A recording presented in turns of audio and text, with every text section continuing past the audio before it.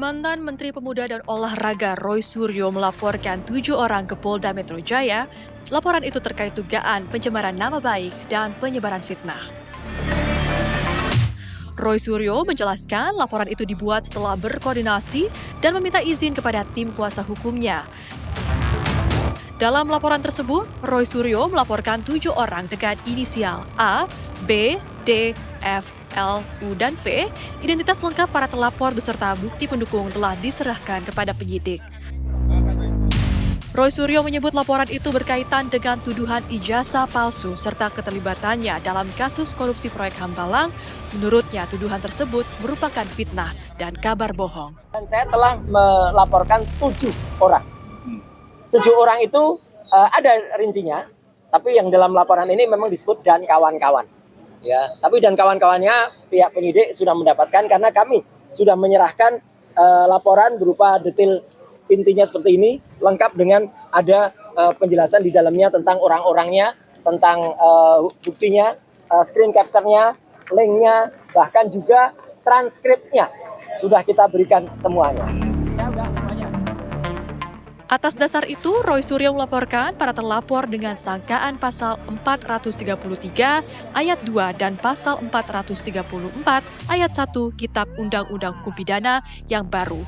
Ia juga menyebut kemungkinan penerapan pasal 32 dan 35 Undang-Undang Informasi dan Transaksi Elektronik.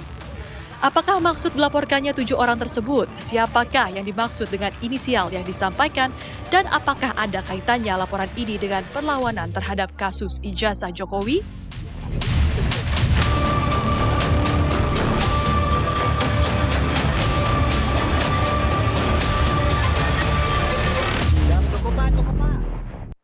Ya, itu tadi pemirsa, Roy Suryo melaporkan 7 orang ke Polda Metro Jaya. Ada apa? Itu yang akan kami bahas pada malam hari ini bersama sejumlah narasumber yang saat ini sudah bergabung bersama kami. Di sebelah saya sudah ada Abdul Ghafur Sangaji selaku tim kuasa hukum dari Roy Suryo. Selamat malam Mas Sangaji, terima kasih sudah hadir bersama kami. Selamat malam Bang Ade. Andi. Malam Ghafur. Kita langsung sapa juga Mas Adi Aswan selaku Ketua Umum Jokowi Mania. Selamat malam Mas Andi. Ketua Umum Jokman Nusantara Bersatu. Baik, Jokman Nusantara Bersatu. Terima kasih baru tuh, Bang. sudah hadir bersama kami. Dan kami juga ingin menyapa sudah ada Profesor Hipnu Nugroho selaku Guru Besar Ilmu Hukum Pidana Unsur. Selamat malam. Assalamualaikum Prof. Waalaikumsalam malam Mbak Windy, Ya. Mas Sangaji, Mas Ade. Selamat malam, Pak Prof Hipnu. Ya, baik. Kita ingin menindaklanjuti ya Prof dan juga Bapak-Bapak. Mas Sangaji, kita ketahui bahwa Roy Suryo telah melakukan pelaporan terhadap 7 orang. Ini apa yang menjadi dasar-dasar dan juga latar belakang atas pelaporan tersebut? Ya, terima kasih Mbak Windy. Ya, ini kesempatan yang baik juga untuk saya memberikan penjelasan kepada publik terkait dengan langkah hukum yang kami pilih. Karena langkah hukum yang kami pilih ini kan adalah hasil diskusi bersama dengan Mas Roy selaku klien kami. Nah, yang ditempuh oleh Mas Roy ini bukan karena beliau terdesak sebagai seorang tersangka dalam dugaan ijazah palsunya Pak Joko Widodo. Kemudian kalau pinjam istilahnya Bang Andi, aku pinjam istilahnya Bang Ade Darmawan itu counter attack. Oh, kita tidak counter attack. Jadi yang dilakukan oleh Mas Roy itu adalah beliau merasa ada fitnah dan pencemaran nama baik berhubungan dengan harkat dan martabat beliau sebagai seorang warga negara. Dan kalau dilihat dari kualifikasi deliknya, itu memang perbuatannya berbeda dengan apa yang sekarang sedang beliau hadapi di Polda Metro Jaya. Jadi secara ilmu hukum pidana material, meskipun kualifikasinya sama, yaitu pencemaran nama baik, fitnah yang dulu pernah dilaporkan oleh Pak Jokowi, tetapi peristiwa hukum pidananya kan berbeda. Yang diduga di dalamnya ada perbuatan kejahatan, pencemaran nama baik dan Objeknya fitnah. apa? Objeknya apa? Objeknya adalah adanya pernyataan-pernyataan dari 7 orang terlapor dan kemudian berdasarkan kajian kami dan kemudian pemetaan kami terhadap semua bukti-bukti permulaan itu akhirnya dibagi jadi 2 klaster. Klaster yang pertama itu ada 5 orang terlapor dengan tuduhan fitnah dan pencemaran nama baik terkait dengan ijazah yang diduga oleh teman-teman itu ijazah palsunya Pak Mas Roy. Jadi Mas Roy diduga punya ijazah palsu. Baik S1, S2 maupun S3 yang beliau dapatkan. Nah ini ada 5 terlapor. 5 terlapor itu inisialnya udah seperti yang disampaikan juga oleh Mas Roy kemarin ya. Ada A, D, F, L, dan V. Siapa itu? Nah masih rahasia dan teka-teki. Kemudian di klaster kedua itu ada 2 terlapor yang diduga kuat telah melakukan pencemaran nama baik, fitnah soal keterlibatan Mas Roy dalam korupsi proyek Hambalang pada saat Pak SBY menjadi presiden. Dan saat itu Mas Roy masih menjadi kader Partai Demokrat. Tetapi berdasarkan bukti-bukti yang kemarin kami sampaikan kepada penyidik Polda Metro Jaya, itu Mas Roy menyatakan bahwa pada saat proyek Hambalang itu baik saya sebagai saksi, sebagai terlapor, sebagai tersangka nggak ada sama sekali itu. Nah di sini ada 2 orang sebagai terlapornya, yang inisialnya B dan inisialnya U. Mungkin harus ditanyakan kepada Bang Andi gitu ya, siapa aja inisial yang ini nih, Kenapa apa nanya ke maksudnya gitu? Bang Andi? Hah? Silakan Karena aja kan kalau saya gitu. dengar hari ini mereka sudah konferensi pers kan. Baik, Benar ya langsung Bang Andi, saja. udah konferensi Boleh, pers ya? Bang Andi Ya, menanggapi. Windy, tadi memang kami 3:30 tadi kita berkumpul lah ya. Aliansi Relawan Prabowo Gibran Jokowi dan teman-teman dari YouTuber Nusantara dan podcaster yang memang mereka ini dilaporkan. Ya calon terlapor lah ya. Ya itu baik dari Pak Muhajir ya sebagai saksi pelapor itu dari Partai Demokrat. Kemudian juga dari tersangka itu Roy Suryo ya kepada 7 orang itu.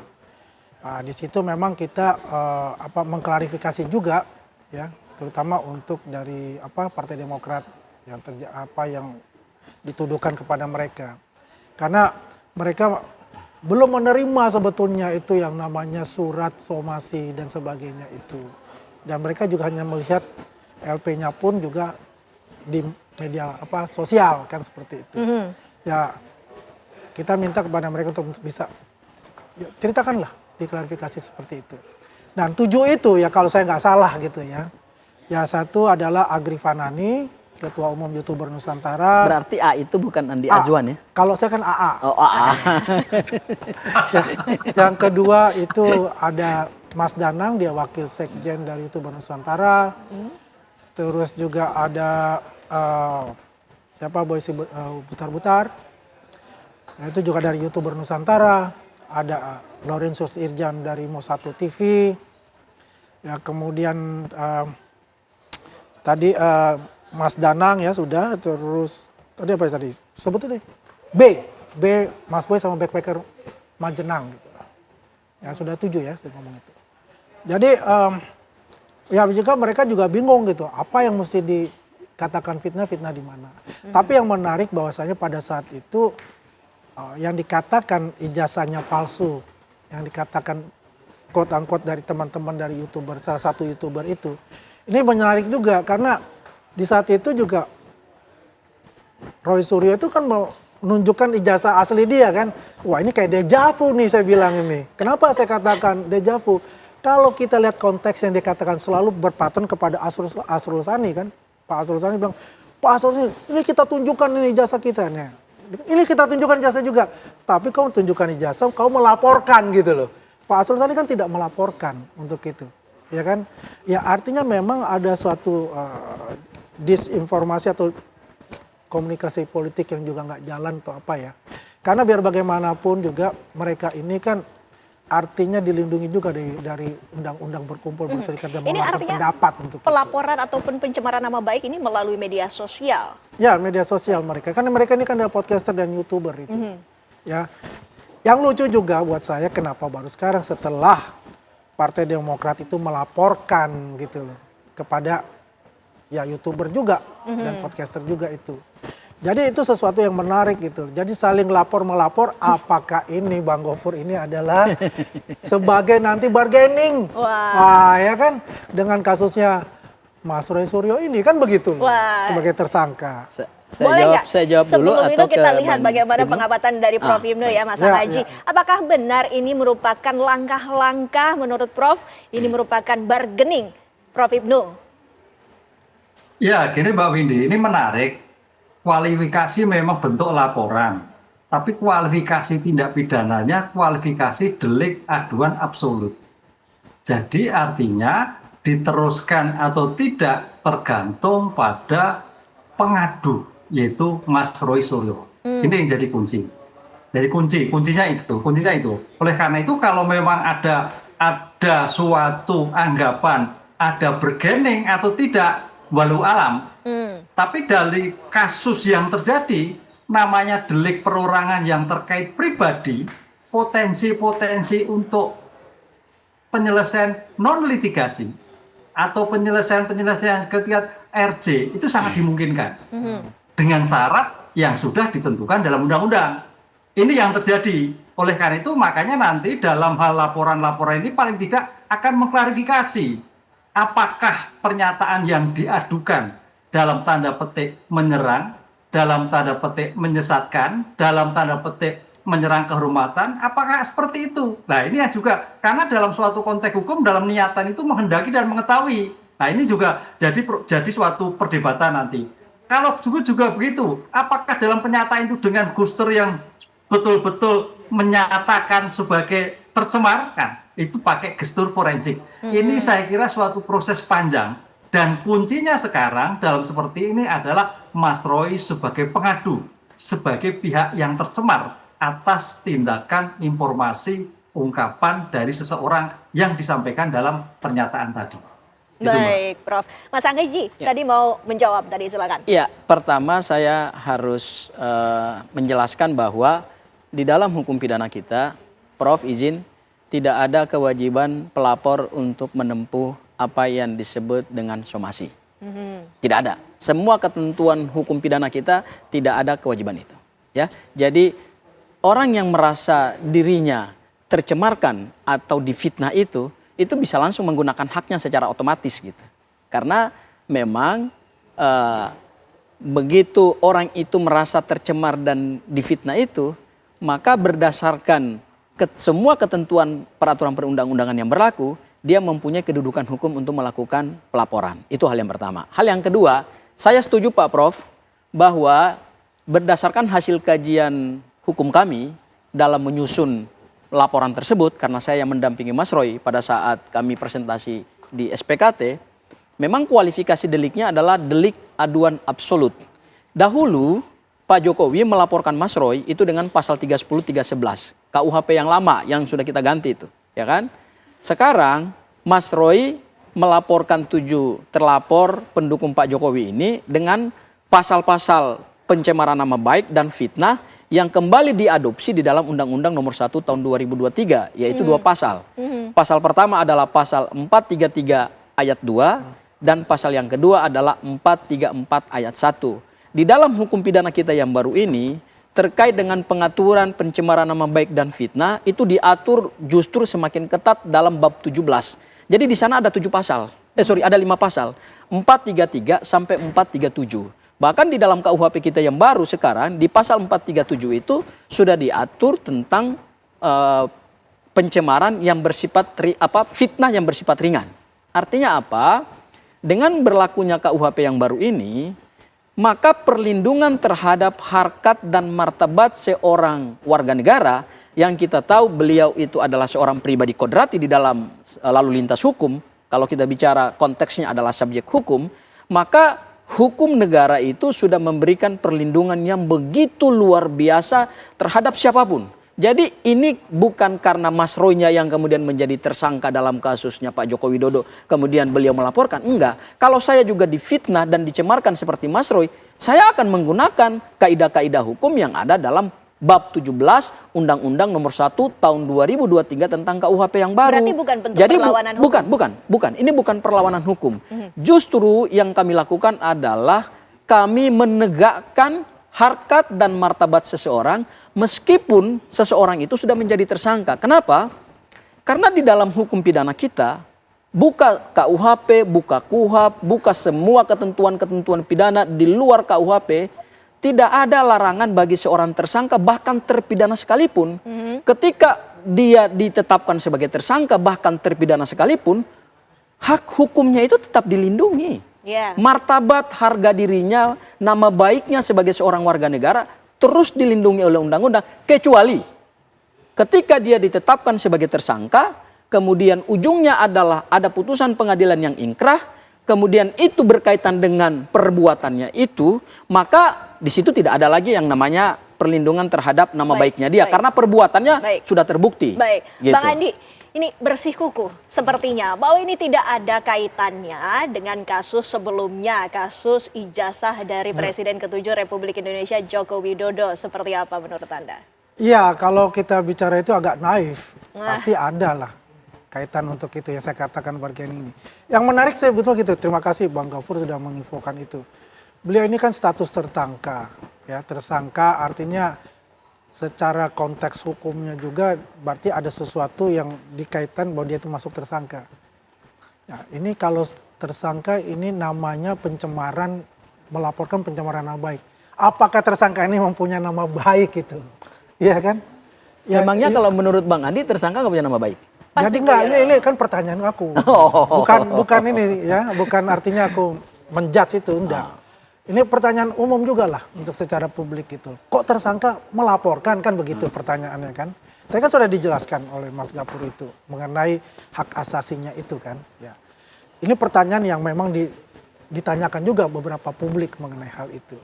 Tapi yang jelas adalah lapor dan melapor ini di tahun baru ini luar biasa ini ya. Dengan undang-undang yang baru ini gitu. Karena kalau kita lihat di situ kan ada restoratif justice itu ya. Yaitu mungkin juga exitnya gitu, exit point untuk keluar dari satu kasus yang besar misalnya melakukan itu. Tapi yang kita ambil poin di sini adalah ya apa yang telah dilakukan itu jelas teman-teman itu siap untuk menghadapi itu ya. Kalau kita pun juga ada klarifikasi, itu pun juga sudah diklarifikasi sama teman-teman. Nah sampai sekarang ini teman-teman ini kan baru tahu aja itu kan surat dari apa namanya SPKT itu ya kan? Belum. LP. Dari LP itu. Nomor ya. Itu kan belum ada namanya pemanggilan dan sebagainya itu ya. Ini pun juga tadi kan inisial, kebetulan aja ya saya dapat juga informasi namanya ABCDF gitu kan. Udah jelas makanya kemarin tadi jam 3:30 sore tadi kita ya berkumpul menyikapi hal tersebut gitu loh. Ya pada dasarnya kami semua ini adalah apa yang telah dilakukan adalah haknya konstitusinya Roy Suryo itu ya kita hormati, tapi kita juga mempunyai hak konstitusi ya teman-teman ini mempunyai konstitusi juga yang perlu juga sama-sama kita cari di mana sih akar permasalahan karena mereka juga tidak tahu di mana sih masalahnya saya ini. Baik. Ya. Kenapa saya diadukan kan begitu. Baik. Prof. Hipnu, ini seseorang yang sudah ditetapkan sebagai tersangka pada kasus yang berbeda lantas melakukan pelaporan. Sesungguhnya seperti apa dasar-dasar hukumnya, Prof? Nanti ditahan jawabannya selepas jeda pariwara berikut ini. Pemirsa, apa kabar Indonesia Malam masih akan kembali.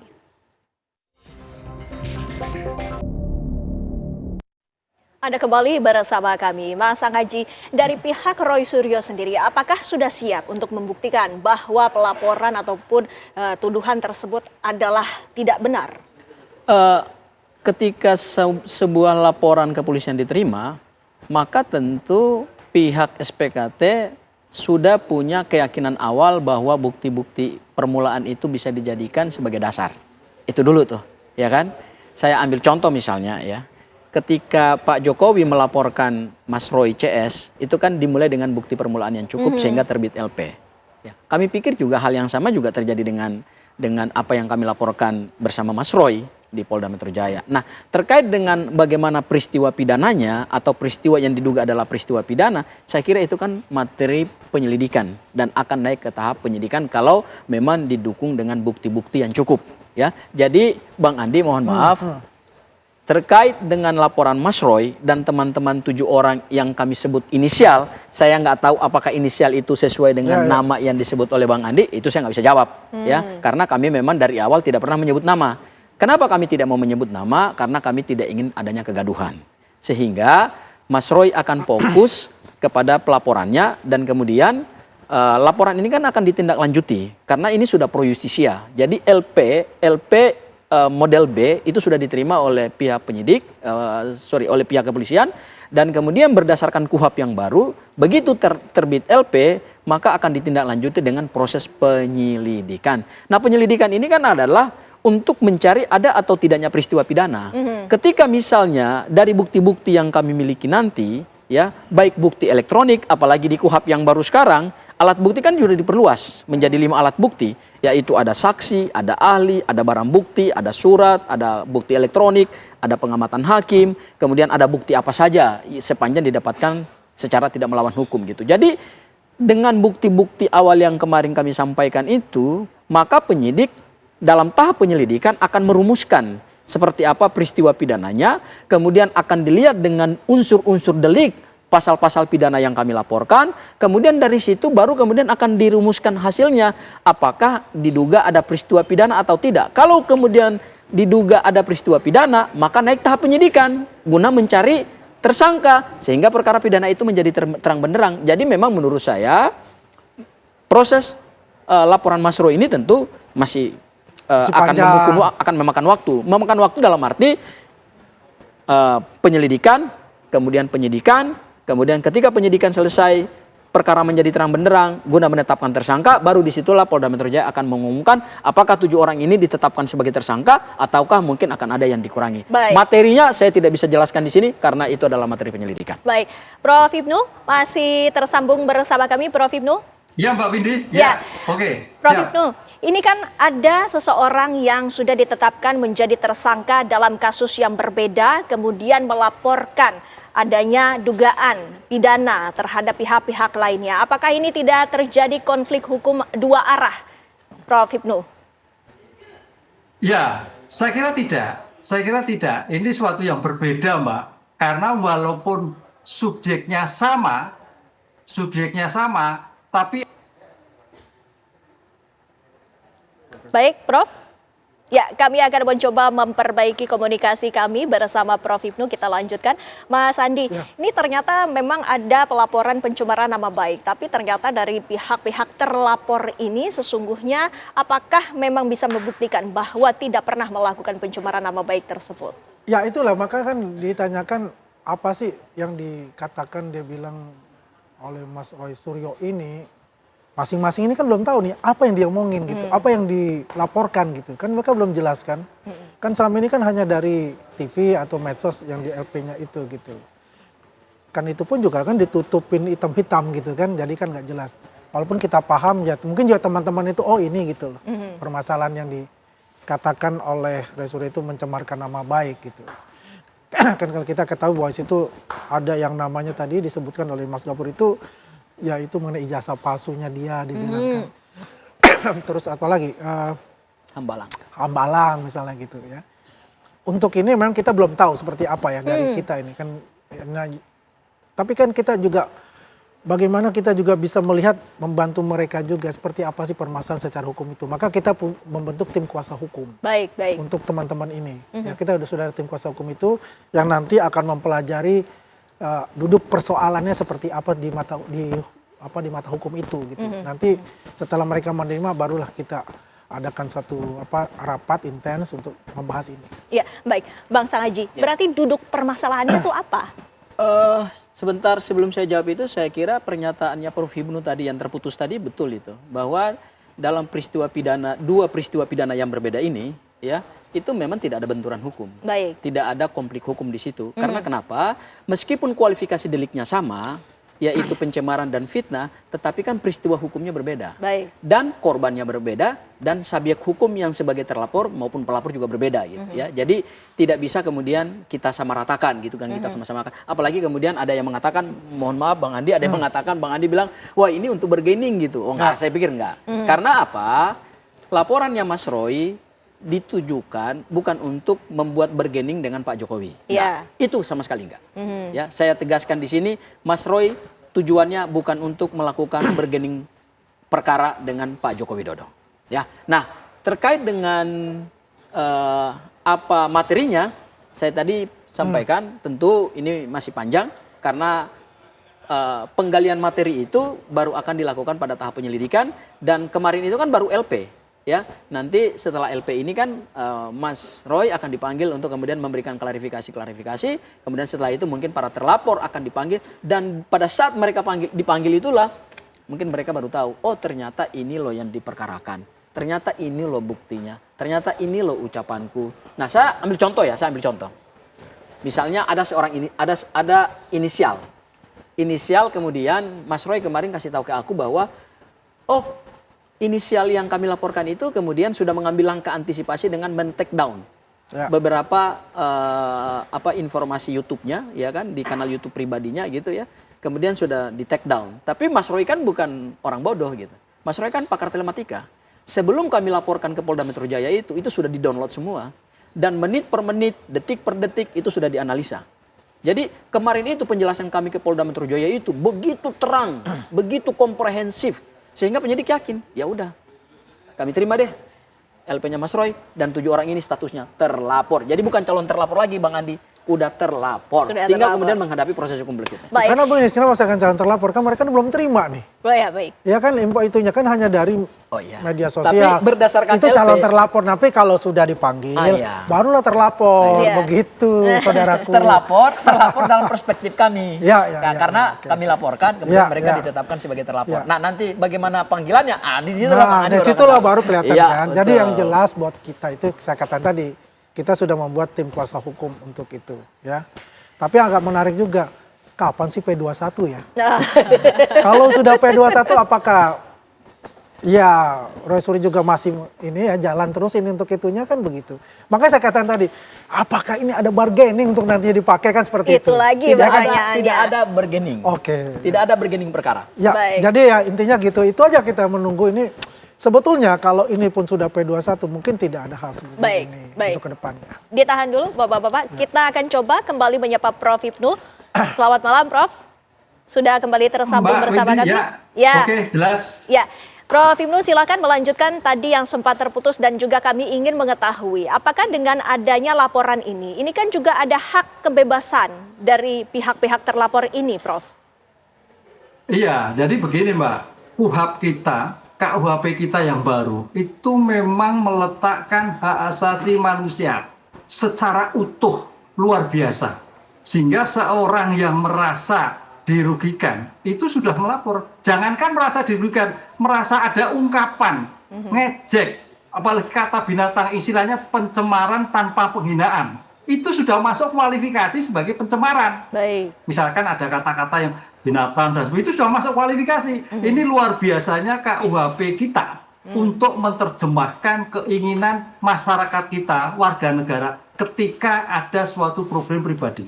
Nah, dengan kasus yang seperti ini saya kira suatu yang baru dan ini menjadikan pribadi masing-masing laporan. Karena kalau kita lihat dalam suatu konteks hukum, ada namanya memang tali dalam objek yang sama, yaitu prejudicial, tapi ini nggak masuk kualifikasi, karena objeknya berbeda, kan gitu kan. Kalau prejudicial kan objeknya sama, ini objeknya berbeda, walaupun pelapornya juga sebagai tersangka, kan gitu. Ini yang menjadikan suatu problem. Oleh karena itu dalam konteks ini ya berjalan sendiri-sendiri. Nah, dengan demikian, saya kira ini merupakan kunci penegak hukum. Polda Metro dalam memainkan peran sebagai penegak hukum dalam menyelesaikan suatu permasalahan. Apakah ini jalan? Apakah ada suatu alternatif lain? Karena di dalam penegakan hukum sekarang itu konsepnya itu bukan lagi retributif pembalasan, tapi adalah restoratif. Sehingga Polda punya kemampuan untuk alternatif penyelesaian, misalkan RJ, misalkan non litigasi dan sebagainya. Karena ujung peradilan itu suatu yang ditinggalkan kalau bisa seperti itu. Berarti penyelesaian akses kaitannya restoratif justice itu kan justice of many room. Dari di mana-mana bisa ada suatu penyelesaian. Nah, disinilah mudah-mudahan bangsa ngaji bisa juga menjadikan, ya kalau gitu seperti yang kita pikirkan tadi. Tapi kalau memang tidak, ya mau tidak mau. Ini suatu penyelesaian gambling dalam suatu penyelesaian bisa diselesaikan non litigasi, juga penyelesaian bersama-sama, satu pihak tetap berjalan, pihak lain tetap berjalan. Baik, Bang Sahaji, berarti jika kita melihat pelaporan yang sudah dilakukan oleh Roy Suryo, ini tujuannya sebenarnya apa? Ditahan ya Bang Sahaji. Kita masih akan membahas dialog kami selepas jeda pariwara berikut ini pemirsa.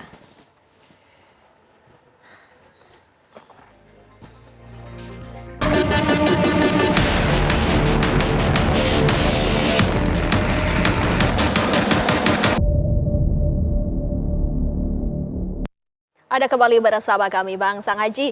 Dengan adanya pelaporan yang dilakukan oleh Roy Suryo ke Polda Metro Jaya, sesungguhnya apa tujuan dan juga harapan ke depannya?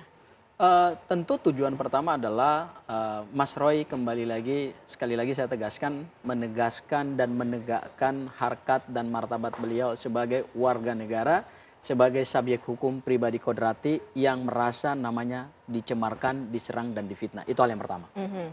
Hal yang kedua, justru ini menjadi momentum yang sangat baik nih dalam suasana KUHP dan KUHAP yang baru.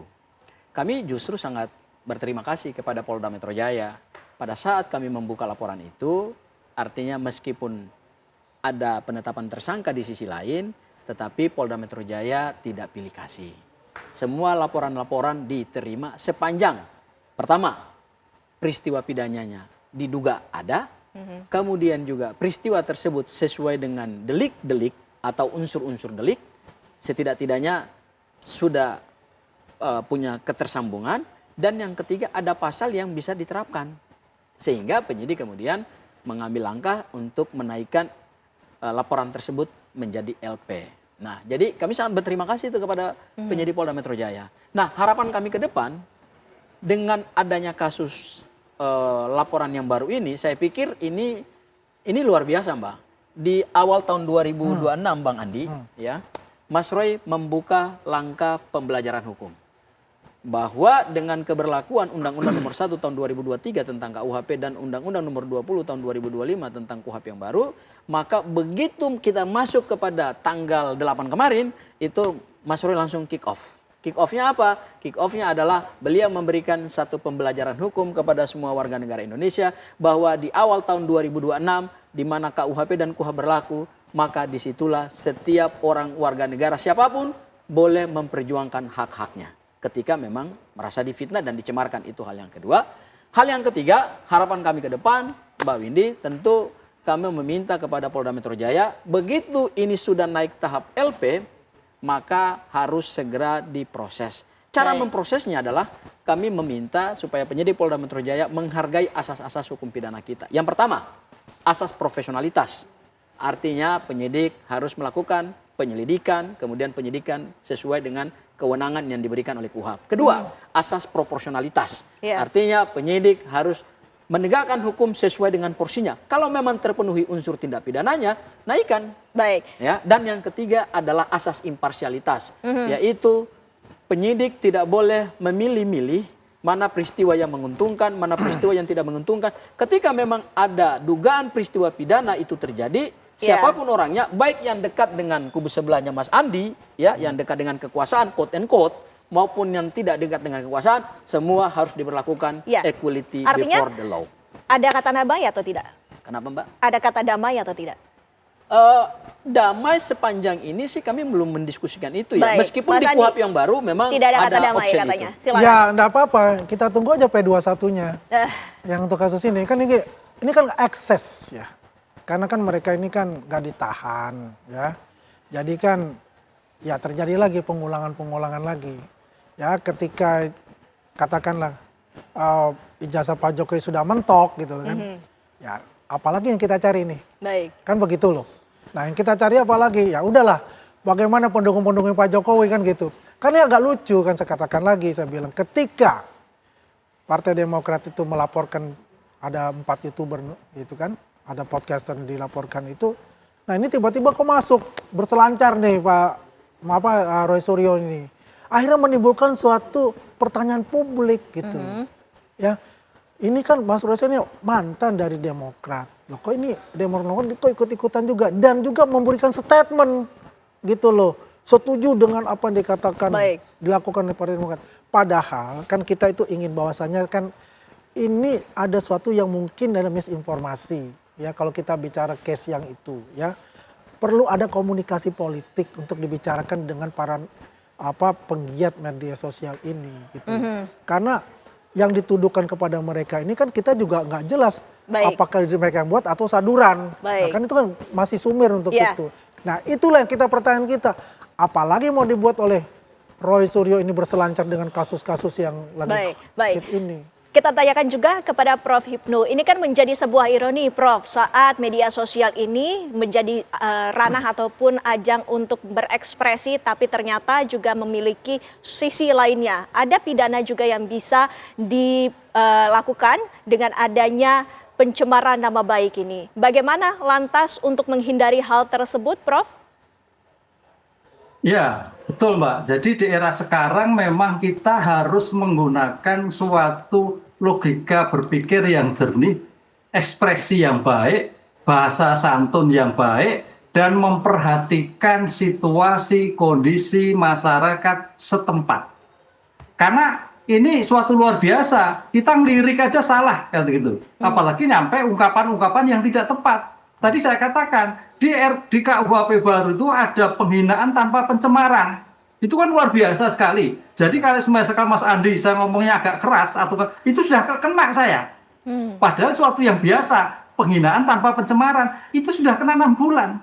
Oleh karena itu, tampaknya memang dengan KUHP baru ini meletakkan kita bagaimana sebagai bahasa yang santun. Bagaimana yang bahasa tidak merendahkan. Bagaimana menjadi kritik yang baik. Kan gitu Mbak, itu yang pertama. Yang kedua, ini tadi Mas Angadi tadi betul, proses hukum tetap jalan, tapi ada yang menarik nanti ada penyelesaian-penyelesaian bahwa penyelesaian hukum sekarang itu tidak berbasis pada penyelesaian litigasi. Baik. Ini yang dilakukan. Kalau bisa penyelesaian-penyelesaian seawal mungkin, non litigasi. Lah, ini yang menjadikan suatu peradilan modern sekarang ini bahwa bagaimana ada plea beginning, ada kaitannya dengan pemaafan kalau yang terjadi, kalau ada suatu perdamaian, ini suatu yang menarik. Jadi seolah-olah betul Mas Andi ini memang jalan dulu, tapi kita jangan pernah berpikir bahwa penyelesaian-penyelesaian harus masuk pada penyelesaian litigasi persidangan. Begitu Mbak. Baik, terima kasih Prof. Hipnu atas pemaparannya. Terima kasih juga Mas Adi, terima kasih Mas Angadi, Bapak-bapak terima kasih sudah hadir bersama kami. Selamat malam. Dan pemirsa, apa kabar Indonesia Malam masih akan kembali selepas jeda menghadirkan perbincangan mengenai PBB yang mengecam tindakan Amerika Serikat yang menangkap Presiden Venezuela Nicolas Maduro sesaat lagi.